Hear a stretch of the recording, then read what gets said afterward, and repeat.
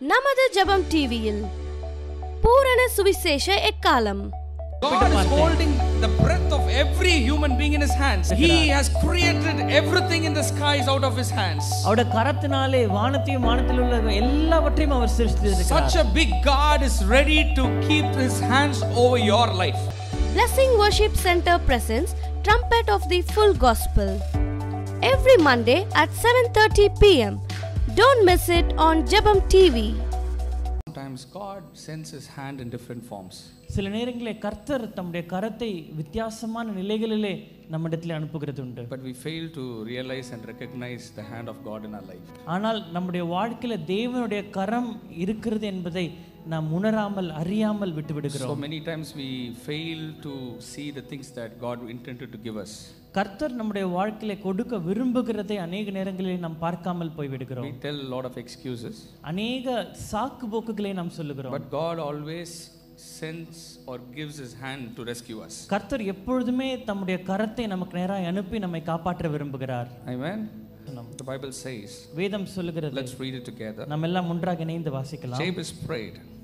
யாபேஸ் தன் சகோதரரை பார்க்கிலும் கனம் பெற்றவனாயிருந்தான். அவன் தாய் நான் துக்கத்தோடு அவனை பெற்றேன் என்று சொல்லி அவனுக்கு யாபேஸ் என்று பெயரிட்டால்.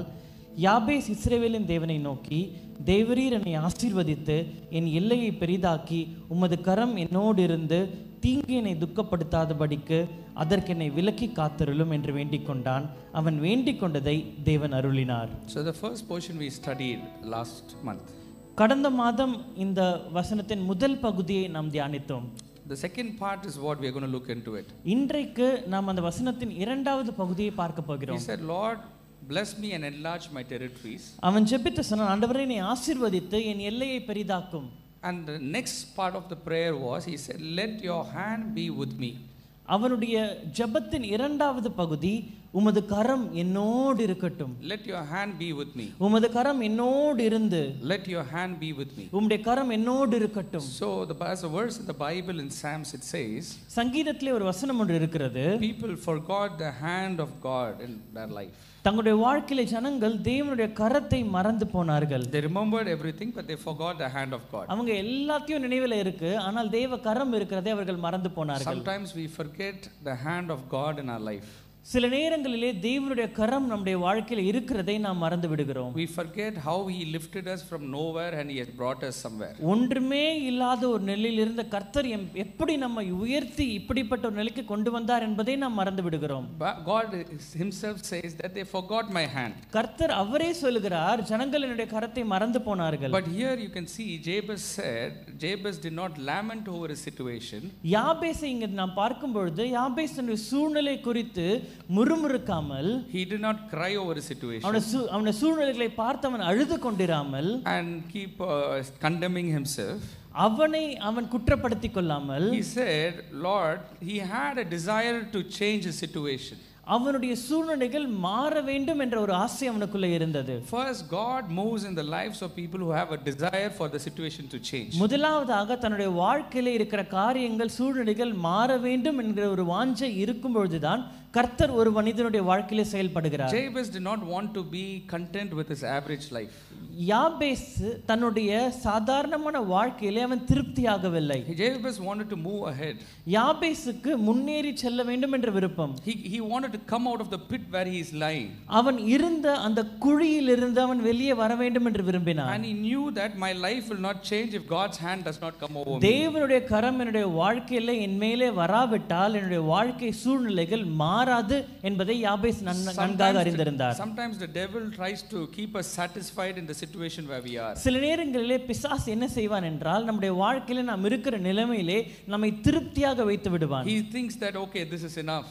இது போதும் என்று நம்மை நினைக்க வைத்து விடுவான். So the life becomes meaningless. அப்பொழுது நம்முடைய வாழ்க்கை அர்த்தமற்றதாய் போய் விடுகிறது. God sends each person into this world with a purpose and a will to be fulfilled. கர்த்தர் ஒரு நோக்கத்தோடும் ஒரு சித்தத்தோடும் கூட தான் நம்மை இந்த பூமியிலே அவர் வைத்திருக்கிறார். But the devil always limits us to the worldly situations alone. ஆனால் பிசாசானவன் எப்பொழுதுமே நம்மை உலக பிரகாரமான காரியங்களுக்குள்ளேயே நம்மை அடக்கி வைத்து விடுகிறான். Do you know there are great people of God, the servants of God, who were so much blessed with wisdom, but they did not write what they should have written as books because they lacked many things.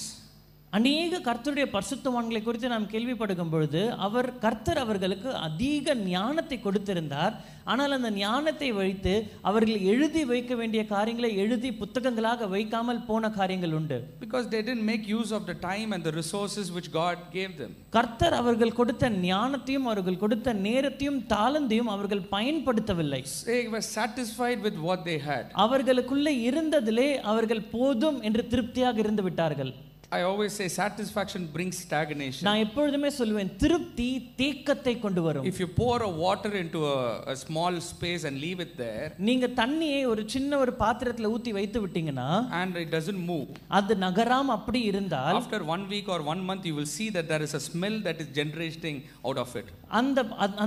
அந்த தண்ணி இருக்கிற அந்த பாத்திரத்துல இருந்து ஒரு மாசம் கழிச்சு அல்லது 2 மாசம் கழிச்சு அதுல இருந்து சின்ன ஒரு துர்நாற்றம் வருகிறதை நீங்கள் உணர்வீர்கள். You know a lot of canals that are there in our city. நம்முடைய பட்டணத்துல எத்தனையோ அப்படிப்பட்ட குளங்களை நாம் பார்க்கிறோம். You see people cannot go next to நம்ம வார்த்தையில சொன்னா குவார் சொல்வாங்க.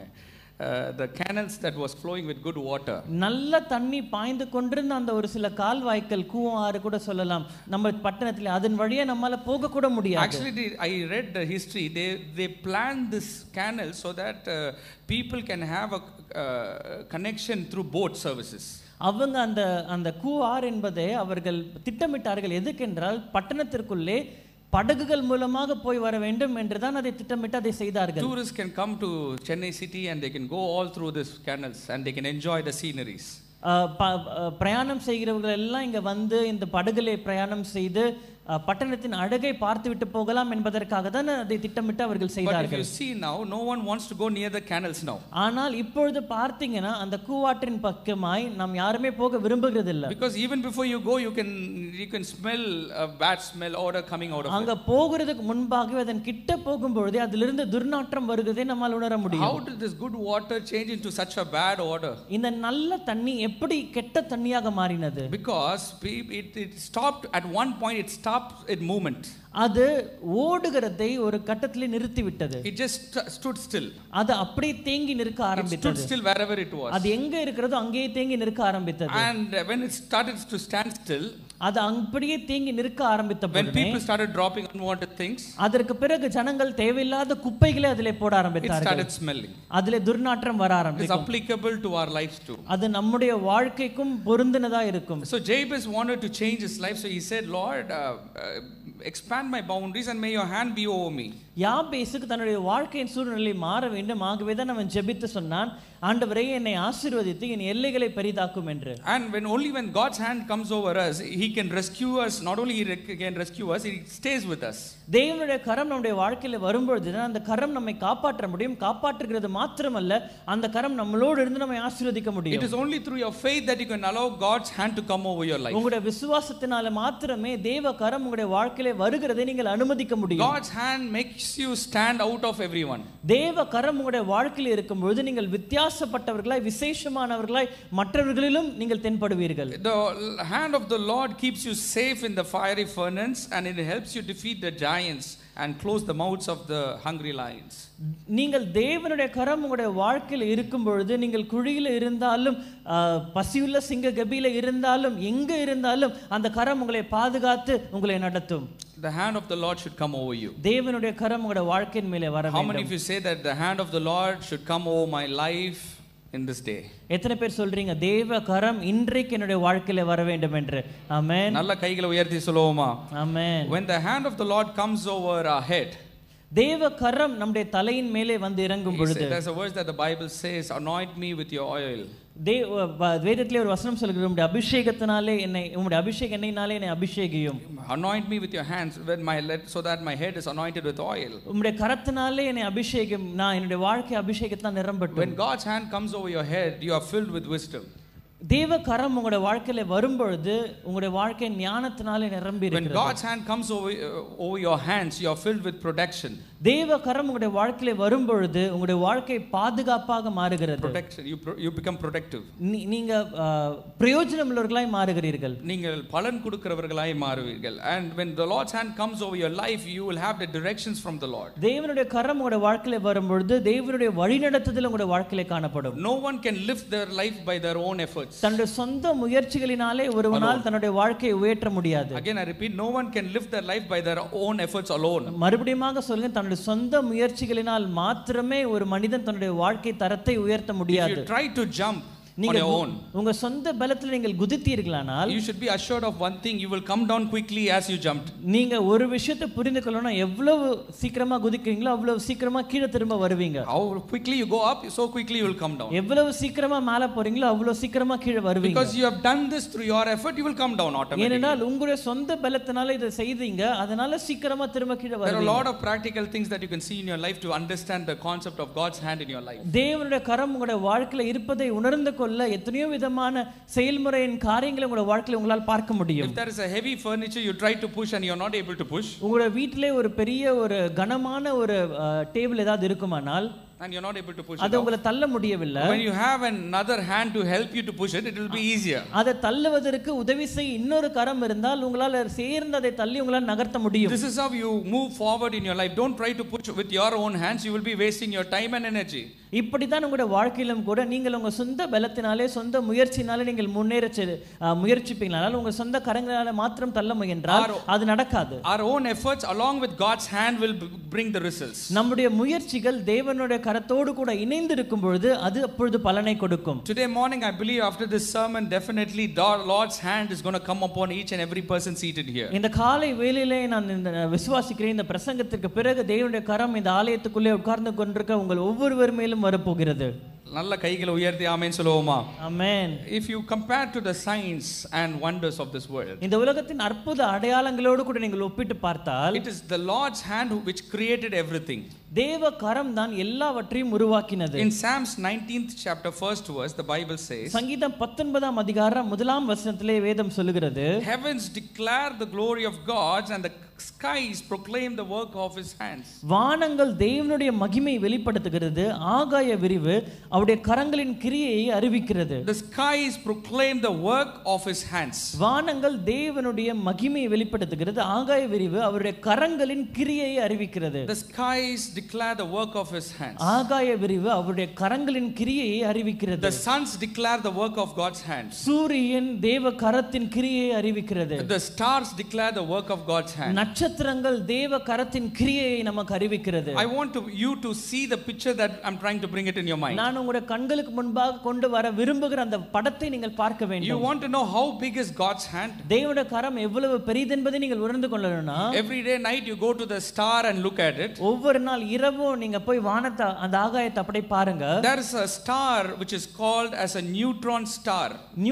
நியூட்ரான் ஸ்டார் என்று அழைக்கப்படுகிற ஒரு நட்சத்திரம் ஒன்று இருக்கிறது. There are millions and billions of stars. கோடிக்கணக்கான நட்சத்திரங்கள் இருக்கிறது. But I'm going to talk to you about only one star which is there in the skies. ஆனால் வானங்களில் இருக்கிற ஒரே ஒரு நட்சத்திரத்தை குறித்து மாத்திரம் உங்களுக்கு நான் பேசுகிறேன். The scientists say if you take the sand from that star, the neutron star, அந்த நியூட்ரான் ஸ்டார் எனப்படுகிற அந்த நட்சத்திரத்தில் இருக்கிற மணலை நீங்கள் எடுத்தால் and put it in a teaspoon, one small teaspoon, ஒரு சின்ன ஒரு டீஸ்பூன்ல அந்த மணலை எடுத்து நீங்க வெச்சால், if you put it in the teaspoon, அந்த டீஸ்பூன்ல நீங்க வைத்தால், they say அவங்க சொல்றாங்க in the world there are close to 8 billion people.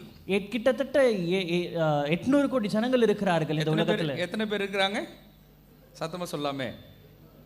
Almost 800 crore people.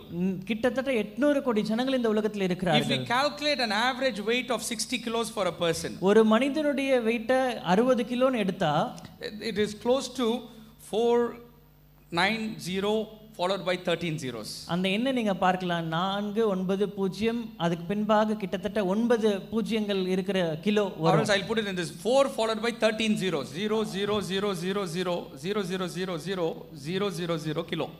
அல்லது இப்படி சொல்ல 4க்கு பின்பாக 13 ஜீரோ போட்டு அத்தனை கிலோ, அவ்வளவு வெயிட் அது. I'll ask you a question. உங்களை ஒரு கேள்வி கேட்கிறேன். So much of weight, அவ்வளவு கனம் of the entire human population, இந்த மனித குலத்தின் அவ்வளவு கனத்தையும் is put into 1 teaspoon of sand in 1 star. ஒரு நட்சத்திரத்திலிருந்து எடுக்கப்பட்ட மணல் ஒரு டீஸ்பூன் அளவு மணலுக்கு சமமாக தான் அது இருக்கும். The scientists are babbling over this fact. விஞ்ஞானிகள் இதை குறித்து ஆச்சரியப்படுகிறார்கள். How can a teaspoon of sand, not even little grams might be in our hand, kilo கூட இல்ல, கொஞ்சம் கிராம் கணக்குல தான் ஒரு டீஸ்பூன் அளவு மணல் இருக்கும். how can it hold 4 followed by 13 kilos of weight inside that? எப்படி அந்த ஒரு டீஸ்பூன் அளவு மணல் நட்சத்திரத்தில் எடுக்கப்பட்ட அந்த மணலானது 4 பின்பாக 13 ஜீரோ போட்டால் வருகிற அந்த வெயிட் இதுல இருக்கும்? How is it possible? அது எப்படி சாத்தியமாகும்? Which our brain cannot think. நம்முடைய மூளையினால் அதை யோசிக்க கூட முடியாது. But it says that in the neutron star 1 teaspoon of sand contains so much of weight into it. ஆனால் விஞ்ஞானிகள் சொல்கிறார்கள் அந்த நியூட்ரான் ஸ்டார்ல இருந்து எடுக்கப்படுகிற ஒரு டீஸ்பூன் அளவு மணலானது அவ்வளவு கனமுள்ளதா இருக்கிறது. And the Bible says the skies proclaim the work of his hands. வேதம் சொல்கிறது ஆகாய விரிவு அவருடைய கரங்களின் கிரியையை நமக்கு அறிவிக்கிறது. This star proclaims the power in the hands of God. இந்த நட்சத்திரமானது தேவ கரத்தின் வல்லமையை நமக்கு அறிவிக்கிறது. This star's weightage that is calculated into a teaspoon proclaims how much big or how big is our God. இந்த நட்சத்திரத்திலிருந்து எடுக்கப்படுகிற ஒரு டீஸ்பூன் அளவு மணல் நமக்கு அறிவிக்கிறது தேவனுடைய கரம் எவ்வளவு பெரியது, தேவ கரம் எவ்வளவு வல்லமை உள்ளது என்று. Amen. Amen. நல்ல கை உயர்த்தி ஆமென் சொல்லுவோமே. Amen. That's another verse that I was reading today morning. இந்த காலை வேளையிலே நான் வாசித்துக் கொண்டிருந்த இன்னொரு வசனம். In Psalms 95th chapter 4th and 5th verse the Bible says, சங்கீதம் 95ஆம் அதிகாரம் 4-5ஆம் வசனத்திலே நீங்கள் வாசித்தால், the sea is his and he made it and his hands formed the dry land. கடல் அவருடையது, அந்த வெட்டாந்தரையை உண்டாக்கினது அவர்தான். கடல் யாருதா? It is in the form, it is inside. Another verse that says, in another verse he says that the sea is in the palm of his hands. இன்னொரு வசனத்திலே வாசிக்கும் பொழுது கடல் மொத்தமா அவருடைய கரத்தின்குள்ளே அடங்கி இருக்கிறது என்று சொல்லப்படுகிறது. கடல் எங்க இருக்குறா? அவருடைய கரத்துக்குள்ள இருக்கா. அவருடைய palms. When you fold your hands like this and show, it is inside this. நீங்க உங்களோட கரத்தை எடுத்து அதை நீங்க மடிச்சு இப்படி மூடி வச்சுக்கொண்டீங்கன்னா அந்த கரத்துக்குள்ளே உலகத்துல இருக்கிற சமுத்திரம் அனைத்தையும் அவர் அடுக்கி வைத்திருக்கிறார். Whenever you see your hand like this, you imagine the entire sea, the oceans, all the waters of this land is inside his hands. That's what the Bible says. நீங்க உங்க கையை பார்க்கும்போது நீங்க யோசித்து பாருங்க, வேதம் சொல்லுகிறது அவருடைய கரங்களுக்குள்ளே பூமியில் உள்ள சமுத்திரம் அனைத்தும் அடங்கி இருக்கிறது. How much of water is there in the sea? கடலில் எவ்வளவு தண்ணீர் இருக்கிறது? It is close to 1.35 quintillion liters. ஏறக்குறைய 1300 கோடி லிட்டர் தண்ணி அதுல இருக்கிறது. ட்ரில்லியன், அதை விட அதிகமா. 1 trillion. Okay, so can you imagine it is there inside God's hand? அது எல்லாம் தேவ கரத்துக்குள்ளே அடங்கி இருக்கிறது உங்களால் யோசிக்க முடியுதா? See, God's hand is so big. தேவ கரம் அவ்வளவு பெரியது. It is so powerful. அது அவ்வளவு வல்லமை உள்ளது. That's another verse in which Bible says about Job. யோபு குறித்து வேதத்துல இன்னொரு ஒரு வார்த்தை சொல்லப்படுகிறது. Or there is a verse written in Job in 12th chapter 10th verse. Let us read it together. யோபு 12ஆம் அதிகாரம் 10ஆம் வசனம் நாம் எல்லாம் இணைந்து வாசிக்கலாம். In his hand is the life of every living thing and the breath of all mankind. சகல பிராணிகளின் ஜீவனும் மாம்சமான சகல மனுஷரின் ஆவியும் அவர் கையில் இருக்கிறது. எல்லாரும் சேர்ந்து படிக்கலாமா? In his hand is the life of every living thing and the breath of all mankind. சகல பிராணிகளின் ஜீவனும் மாம்சமான சகல மனுஷரின் ஆவியும் அவர் கையில் இருக்கிறது. எல்லாருடைய சுவாசமும் எங்க இருக்கா? சத்தமா சொல்லுங்க. எல்லாருடைய சுவாசமும் எங்க இருக்கா? அவர் கைக்குள்ள இருக்கா. We serve such a big God. நாம் அவ்வளவு பெரிய ஒரு தேவனை தான் நாம் ஆராதித்துக் கொண்டிருக்கிறோம். If you study for we saw the scientific fact, if you go into a medical fact, நீங்க மருத்துவ துறையில இருக்கிற காரியங்களை யோசித்து பார்த்தீங்கன்னா, when you see the human body, நீங்க மனித சரீரத்தை பார்த்தா, I want to just say one fact of a human body. மனித சரீரத்தை குறித்து ஒரே ஒரு காரியத்தை உங்களுக்கு நான் சொல்லுகிறேன். There are close to 36 trillion cells in an adult male's body. ஒரு வளர்ந்த மனிதனுடைய உடம்பிலே ஏறக்குறைய 36 ட்ரில்லியன் அணுக்கள் இருக்கிறது. How much cells are there? 36 followed by 13 zeros. 0 0 0 0 0 0 0 0 0 0 0 0 cells உங்க சரீரத்துக்குள்ள இருக்கு. இதை உருவாக்கினது யாருன்னா அவருடைய கரம். நல்லா ஆமென் சொல்லுங்களேன். We cannot even imagine if you calculate up. I was just reading the facts from scientific and the medical fields. இப்படி விஞ்ஞானபூர்வமாய் மருத்துவ பிரகாரமான अनेक காரியங்களை நான் வாசித்துக் கொண்டே இருந்தேன். I was comparing this verse. இது எல்லாம் வசனத்தோடு கூட நான் ஒப்பிட்டு God is பார்த்தேன். holding the breath of every human being in his hands. எல்லாருடைய சுவாசத்தையும் அவர் வைத்து கரங்களில் வைத்துக் He holds கொண்டிருக்கிறார். the entire seas inside his palms. உலகத்தில் இருக்கிற சமுத்திரம் அனைத்தையும் அவர் கரங்களில் அடக்கி வைத்திருக்கிறார். He has created everything in the skies out of his hands. அவருடைய கரத்தினாலே வானத்தையும் வானத்தில் உள்ள எல்லாவற்றையும் அவர் சிருஷ்டித்திருக்கிறார். Such a big God is ready to keep his hands over your life. அவ்வளவு பெரிய தேவ கரம் உங்களுடைய வாழ்க்கையில வர ஆயத்தமா இருக்கிறது. But are you ready to receive that hand in your life? அந்த கரத்தை உங்களுடைய வாழ்க்கையில அனுமதிக்க பெற்றுக்கொள்ள நீங்கள் ஆயத்தமா I இருக்கீங்களா? want God's hand in my life. If you say, just put up your hands and say amen. தேவனுடைய கரம் என்னுடைய வாழ்க்கையில வர வேண்டும் என்று சொல்லுகிற உங்க கரங்களை உயர்த்தி ஆமென் சொல்லுங்களேன். This God is saying, I want to put my hands over your life. அந்த பெரிய தேவன் சொல்லுகிறார், என்னுடைய கரத்தை உன்னுடைய வாழ்க்கையின் மேலே உண்மையிலே நான் கொண்டு வர விரும்புகிறேன். Many times we miscalculate our God. நான் अनेक நேரங்களில் நம்முடைய தேவனை நாம் தவறாக கணக்கிடுகிறோம். We always imagine him equal to us. அவரை எப்பொழுதுமே நம்மோடு கூட ஒப்பிட்டு பார்க்கிறோம். Heaven is his sitting place and earth is his footstool. வேதம் சொல்லுகிறது வானம் அவருடைய சிங்காசனம், பூமி அவருடைய பாதப்படி. The place where he can keep his feet. அவர் கால் வைக்கிற இடம். He is such a big God. அவ்வளவு பெரிய தேவன். He is such a great God. அவ்வளவு பெரிய தேவன். He is such a marvelous God. அவ்வளவு He is மகத்துவமுள்ள such a தேவன். powerful God. அவ்வளவு வல்லமை He உள்ள is ஒரு such தேவன். a great God of wonders, signs and wonders. அற்புதங்களும் அடையாளங்களும் நிறைந்த வல்லமையான தேவன். And that God says, I am with you and I have kept my hand over you. அந்த தேவன் சொல்லுகிறார், நான் உன்னோடு கூட இருக்கிறேன், என்னுடைய கரம் உன்மேல் இருக்கிறது. Jabez is looking at that God and saying, Lord, may your hand come over my life. யாபேஸ் அப்படிப்பட்ட தேவனை பார்த்து சொல்லுகிறார், தேவனே உம்முடைய கரம் என் வாழ்க்கையின் மேலே வருவதாக. And the Bible says God heard his prayer and granted his request. அப்பொழுது வேதம் சொல்லுகிறது, கர்த்தர் அவன் ஜெபத்தை கேட்டு அவன் வேண்டிக் கொண்டதை தேவன் அவனுக்கு அருளினார். Just imagine the great hand which was holding the seas and the stars and human lives of this world is coming over one person in this world. வானங்களையும் நட்சத்திரங்களையும் கடலையும் மனிதனுடைய ஆவிகளையும் தன்னுடைய கரத்திலே அடக்கி கொண்டிருக்கிற அந்த கரம் யாபேசுடைய வாழ்க்கையிலே வந்ததை கொஞ்சம் யோசித்து பாருங்க. It is not, sometimes we think in our humanly terms. சில நேரங்களில் நாம் மனித பிரகாரமாய் நாம் யோசிக்கிறோம். That is why we live in a very small level. ஆகவே தான் சின்ன ஒரு அளவிலே நாம் வாழ்ந்து கொண்டிருக்கிறோம். But if you think in godly terms, நீங்க தேவ அளவிலே நீங்கள் யோசித்து பார்த்தால் you will understand the greatness of our God. தேவனுடைய மகத்துவத்தை நீங்கள் புரிந்து கொள்வீங்க. God's hand should come over our personal life. தேவனுடைய கரம் நம்முடைய தனிப்பட்ட வாழ்க்கையிலே வர வேண்டும். God's hand should come over your family. தேவ கரம் உங்களுடைய குடும்பத்தின் மேலே வர வேண்டும். God's hand should come over your territory. தேவ கரம் உங்களுடைய எல்லைகளுக்குள்ளே வர வேண்டும். How many of you want God's hand to come over all these three places? எத்தனை பேர் கர்த்தருடைய கரம் உங்களுடைய வாழ்க்கையில இந்த நிலைகளிலே வர வேண்டும் என்று விரும்புறீங்க? நல்ல கைகள் உயர்த்தி அல்லேலூயா சொல்லுங்க. ஹalleluya. Hallelujah. There are three situations in the Bible where God has revealed his hands. தேவன் தன்னுடைய கரத்தை வேதத்திலே 3 இடங்களிலே வெளிப்படுத்தி இருக்கிறார். One in the life of Jabez. ஒன்று யாபேசுடைய வாழ்க்கையிலே. When Jabez prayed, God's hand came over his life. யாபேஸ் ஜெபித்த பொழுது தேவ கரம் அவனுடைய வாழ்க்கையிலே வந்தது. It was an individual's prayer. அது ஒரு தனிப்பட்ட மனிதனுடைய ஜெபம். Second, God's hand came over the life of Ezra. இரண்டாவதாக தேவ கரம் எஸ்ராவின் மேலே வந்தது. Ezra and his people together, எஸ்ராவும் தன்னுடைய ஜனங்கள் எல்லாரும் they are all near the Ahava canal. Our SRAM தன்னுடைய ஜனங்கள் எல்லாம் அஹாவா கால்வாய் அருகே வந்து நிற்கிறார்கள். Ezra goes to the king. Ezra ராஜாவிடத்திலே போய் he says, அவன் சொல்லுகிறான், I don't need armies. எனக்கு சேனைகள் தேவையில்லை. I don't want soldiers. எனக்கு போர் சேவகர்கள் தேவையில்லை. I don't want chariots. எனக்கு ரதங்கள் தேவையில்லை. I don't need weapons. எனக்கு போர் ஆயுதங்கள் தேவையில்லை. I don't need any help from you.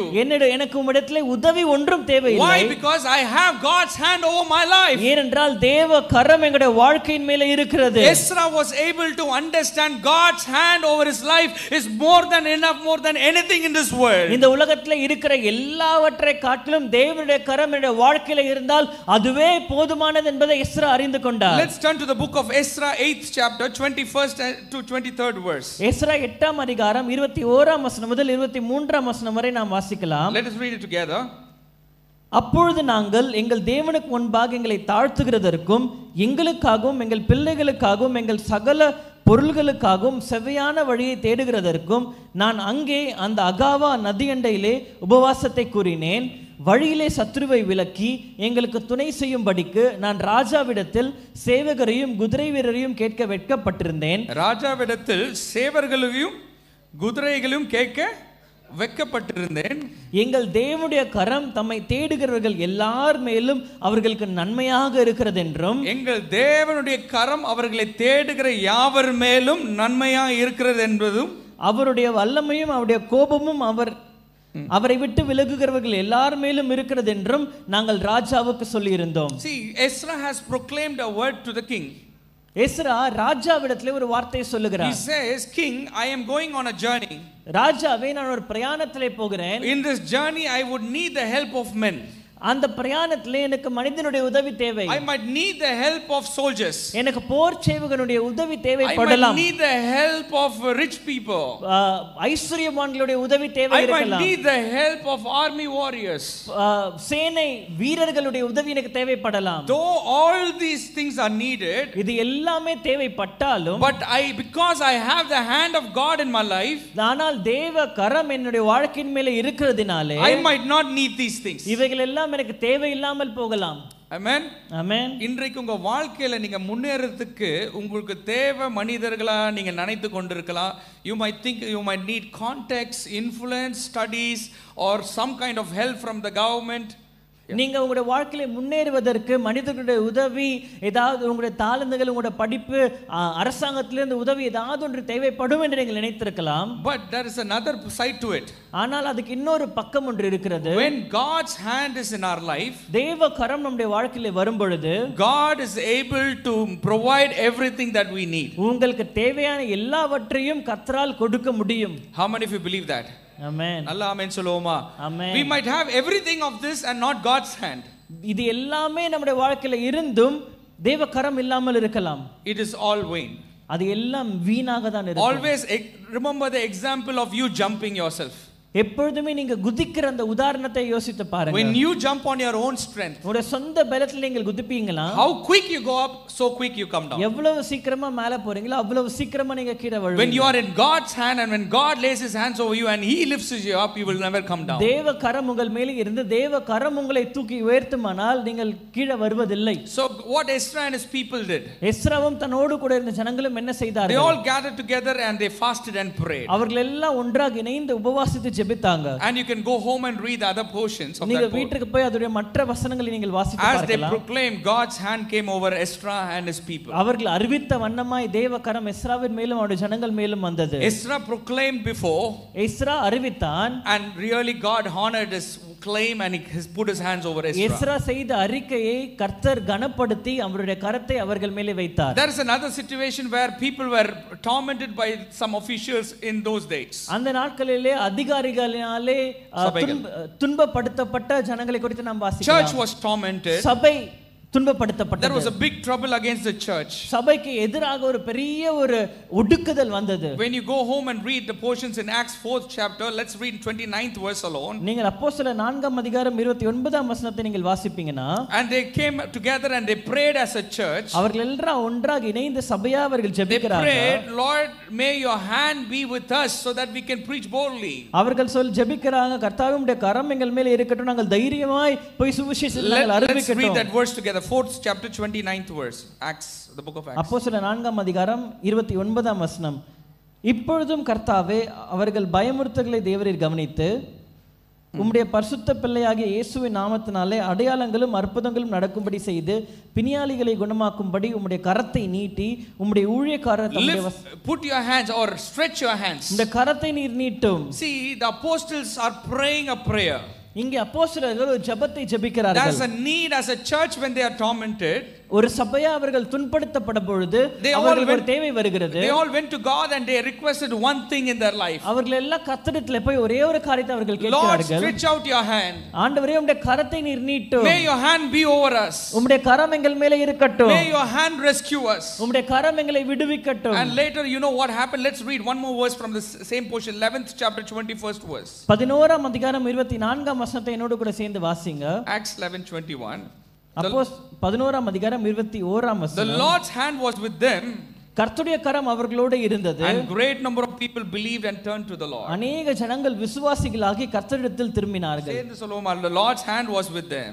கர்த்தருடைய கரம் அவர்களோடு இருந்தது. கர்த்தருடைய கரம் அவர்களோடு In the 4th chapter 29th verse, they are all praying as a church. 4ஆம் அதிகாரம் 30ஆம் வசனத்துல சபையாய் ஜெபிக்கறாங்க. Lord, may your hand come over us. ஆண்டவருடைய கரம் நீட்டப்படட்டும். May your hand be stretched over us. உம்முடைய கரம் எங்கள் மேல் நீட்டப்படட்டும். When you see the later portion, you can see the Lord's hand eventually coming over their lives. 11ஆம் அதிகாரத்துல வாசிக்கும்போது கர்த்தருடைய கரம் அவர்கள் மேலே இருந்ததை நாம் வாசிக்கிறோம். See, if a person is going to request God to put his hands over their life, the Lord's hand will come over your life today morning. ஒரு மனிதன் தேவ கரம் என்னுடைய